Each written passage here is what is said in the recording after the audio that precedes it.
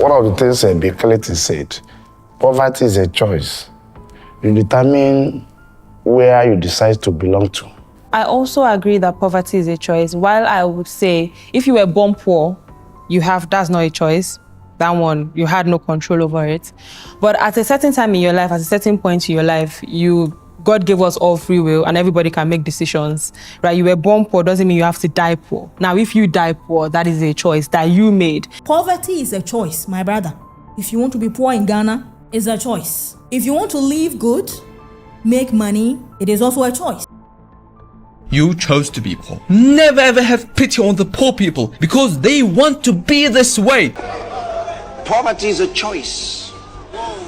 You can choose to be poor. And that is your business. Don't try to make anybody else poor. Just keep yourself poor.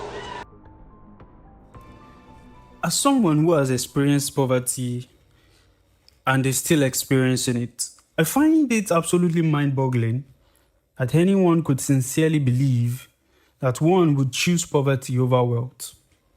I remember one time when I was in school, in my politics and law class, discussing Marxist legal theory, and my lecturer boldly argued that poverty was solely an individual choice.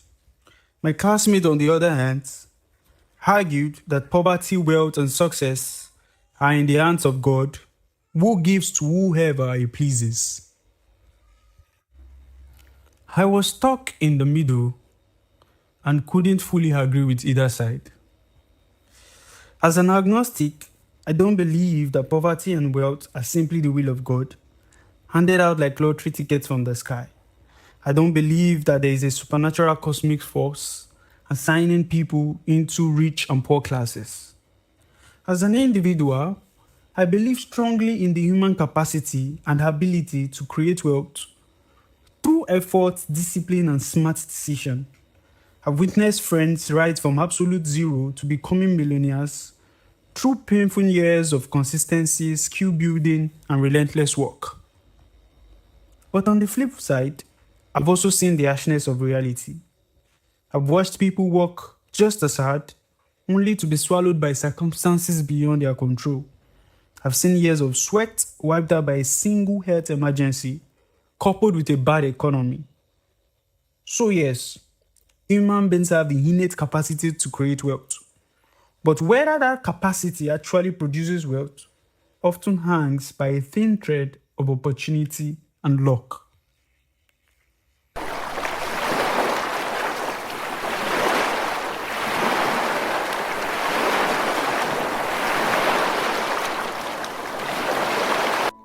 The idea that poverty is a choice sounds motivational and empowering, but it is deeply dishonest. It ignores contexts, history, and systems, especially for those trying to survive in places where the odds are already stacked against them. It's a wrong and dangerous narrative. And the people who often push this narrative argue that poverty is a result of a personality defect, in the infamous word of Margaret Thatcher. The idea is that something is inherently wrong with poor people, and their situation is a result of their poor decisions and choices. As such, they should be held responsible for their mistakes. Let me be clear. I'm not saying individual choices don't matter. They do. But choices don't happen in a vacuum. Choices are shaped, limited, and sometimes outrightly stolen by factors most people never consider. Two American psychologists, Sendhil Mullainathan and Eldar Shafir, have a name for this. They call it the scarcity mentality, and the idea is pretty simple. They believe that people behave differently when they perceive something to be scarce, whether it is time, money, or food. Their research found out that people living in the context of scarcity and chaos, with little to no income stability, constantly juggle pressing tasks that takes up a huge amount of their mental attention. And when their mind is that occupied, there is less cognitive capacity left for everything else in their lives, financial or otherwise. And this shows up in real measurable ways. Poor patients are more likely to forget their medication. Poor parents tend to be less attentive to their children, not because they don't care, but because they are constantly focused on whatever crisis that is in front of them. And there's simply less bandwidth left for the things that matter but aren't screaming for attention right now. And it's not just financial disasters that poor people are living close to. Their neighborhoods are often noisy, unsafe, and lacking in community trust. Housing is substandard, healthcare and childcare are frequently out of reach. And the people they would normally lean on, close friends and relatives, are usually dealing with their own emergencies too. So low-income individuals live with chronic stress, not really because of what they lack, but because of what keeps happening to them. A pay cut, an eviction notice, car trouble, a medical emergency that wipes out whatever stability they have managed to build. One disruption after another, each one pushing them a little closer to collapse. As the historian Rutger Bregman said, poor people are not making dumb decisions because they are dumb, but because they are living in a context in which anyone would make dumb decisions. I remember when I started my now defunct blog, masculineways.com, I had dreams that it would be my ticket out of poverty. I poured hours into writing, planning, and designing, but reality hit fast and hard. I had to make a brutal choice between working on a passion project that wouldn't make a single naira for the next year, or continue a full-time writing job that barely paid but was enough to get by. Of course, I chose survival, because passion doesn't pay rent. Was that a choice? Yes. Was it really free? No. It was a choice that was shaped by poverty, lack of options, and the immediate need to survive.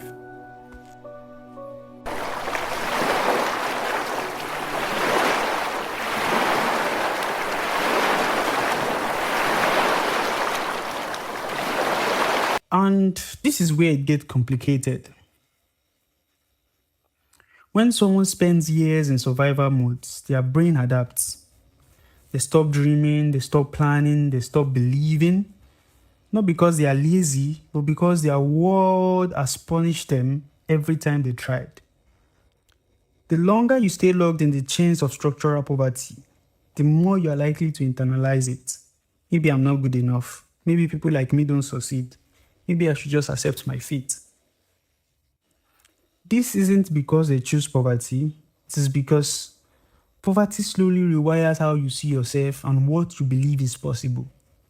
On top of all of that, poor people are often met with contempt instead of respect, obstacles instead of support.